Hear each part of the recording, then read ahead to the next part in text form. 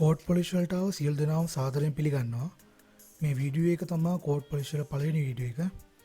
සරල සිංහලෙන් software වල basic වල ඉඳන් advanced level එකට වෙනකම් පැහැදිලි කිරීම තමයි මේ YouTube channel එකේ අරමුණ වෙන්නේ.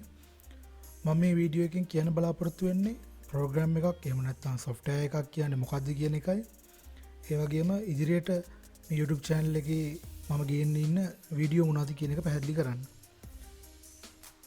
මුලින්ම කියන්න ඕන මේ YouTube channel එක වඩාත් සුදුසු වෙන්නේ අලුතින්ම ප්‍රෝග්‍රෑම් ඉගෙන ගන්න අයට. මොකද මම ගොඩක්ම බේසික් වලින් තමයි මේ වීඩියෝස් පටන් ගන්න බලාපොරොත්තු වෙන්නේ. ඒ වගේම ඩිග්‍රී HND BCS වගේ කෝස් කරන ගොඩක් අයට තියෙන ප්‍රශ්නයක් තමයි ෆයිනල් ප්‍රොජෙක්ට් එක ගොඩ දාගන්නේ කොහොමද කියන එක. අවුරුදු 3-4ක් සබ්ජෙක්ට් ඔක්කොම හොඳට පාස් වෙලා ප්‍රොජෙක්ට් එක කම්ප්ලීට් කරගන්න බැරුව ගොඩක් අය පස්තැවෙනවා. ඉතින් ඩිග්‍රී ප්‍රෝග්‍රෑම් එකක් කරන අය අන්තිම අවුරුද්ද වෙනකන් ඉන්නේ නැතුව මුල් කාලේ ඉඳන්ම ප්‍රෝග්‍රෑම් එකක් කෝඩ් කරන විදිහ ඉගෙන ගන්න ගොඩක් වටිනවා. software අපිට ඕන වෙන්නේ ඇයි කියලා කතා කරනවා නම් අපි මුලින්ම මේ උදාහරණය බලමු. ලොකු ටියුෂන් ක්ලාස් එකක් තියෙනවා. ළමයි 100 ගණනක් ඉගෙන ගන්නවා ඒ ක්ලාස් එකේ. ඒකේ වුණට ඕන වෙනවා මේ මාසේ පන්ති කාඩ් ඔක්කොම අරගෙනද සල්ලි ගෙවන්න නැතුව ක්ලාස් එකට එන්නේ කවුද? මේ මාසේ තමාට ලැබෙන ඉන්කම් එක කීයද? වගේ දේවල් හොයන්න. ඉතින් මේ හොයනවා නම් ඒගොල්ලෝ software භාවිත කරන්නේ නැත්නම් පොත් ගොඩක් ඉන්වොයිස් ගොඩක් අදගෙන කැල්කියුලේට් කරලා තමයි මේක හොයන්න වෙන්නේ. ඒ වගේම ලොකු කාලයක් යනවා. ඒ වගේම තමයි ළමයි ක්ලාස් එකේ ඉන්නකොට අසනීප වෙනවා. ගෙදරට දාන්නන්න ඕන. රෙජිස්ට්‍රේෂන් බුක් එක අදගෙන හොයන්න වෙනවා. ළමයාගේ දෙමව්පියන්ගේ ටෙලිෆෝන් නම්බර්ස්. ඉතින් මේ වගේ දේවල් ඉක්මනට කරගන්න නම් එයාට සිද්ධ වෙනවා ඉන්ස්ටිටියුට් මැනේජ්මන්ට් සිස්ටම් එකක් භාවිත කරන්න. ඉතින් මේ වගේ ඉන්ස්ටිටියුට් මැනේජ්මන්ට් software භාවිත කරාම එයාට මෙච්චර කාලයක් තිබු ප්‍රශ්න ගොඩකට විසඳුමකින් ලැබෙනවා.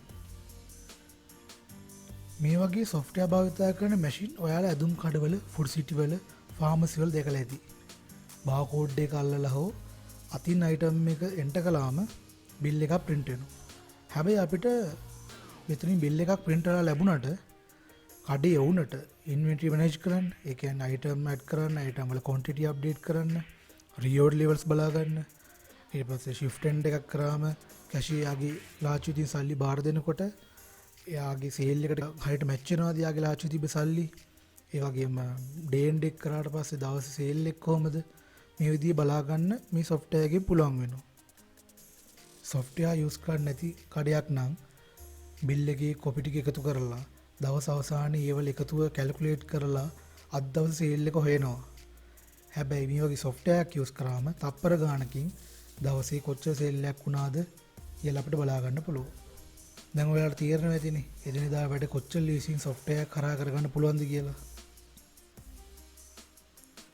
software එක මම ප්‍රධාන කොටස් තුනකට බෙදනවා. desktop, mobile, web කියලා. desktop software එක කියන්නේ laptop එකේ නැත්නම් computer එකේ install කරලා භාවිත කරන software.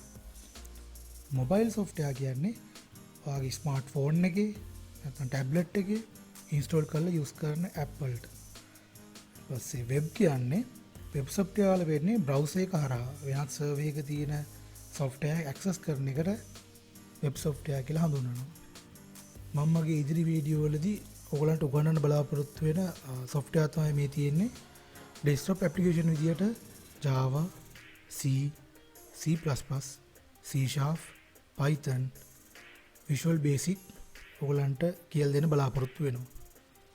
ඊළඟට mobile application වලදී Android app එකක් කොහොමද develop කරන්නේ? ඊළඟට Objective C, Swift.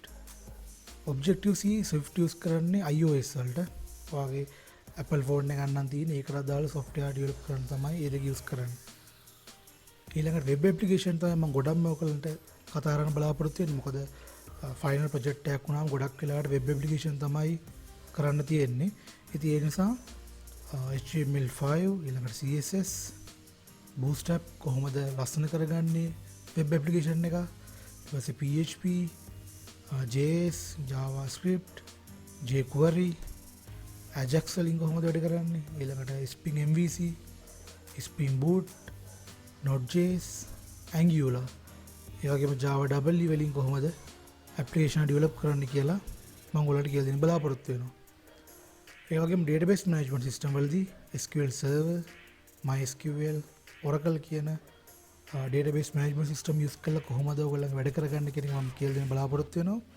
මේවල සාමාන්‍යයෙන් insert update delete කියන function සමානයි. හැබැයි ගොඩක් function ගොඩක් deep යන දැන් procedures function වලදී ගොඩක් keyword වෙනස්. ඒ නිසා ඒවා වෙන වශයෙන් පැහැදිලි කරන්න බලාපොරොත්තු වෙනවා. ඊට අමතරව generating reports අපි සිස්ටම් එකේ බිලක් print කරන්නේ කොහොමද? මාස සේල් එක දවස් සේල් එක කොහොමද report එක generate කරගන්නේ කියලා Jasper Studio කියන්නේ iReport අලුත්ම version එක Jasper Studio කියන software එක හරහා කොහොමද invoice generate කරන්නේ invoice create කරන්නේ කියලා දෙන්න බලාපොරොත්තු වෙනවා. මේ වීඩියෝ එක නරඹු ඔබ සැමට ස්තුතියි. ඉදිරියටත් රැඳී සිටින්න CodePolish සමග අපිව subscribe කරන්න, like කරන්න, share කරන්න, follow කරන්න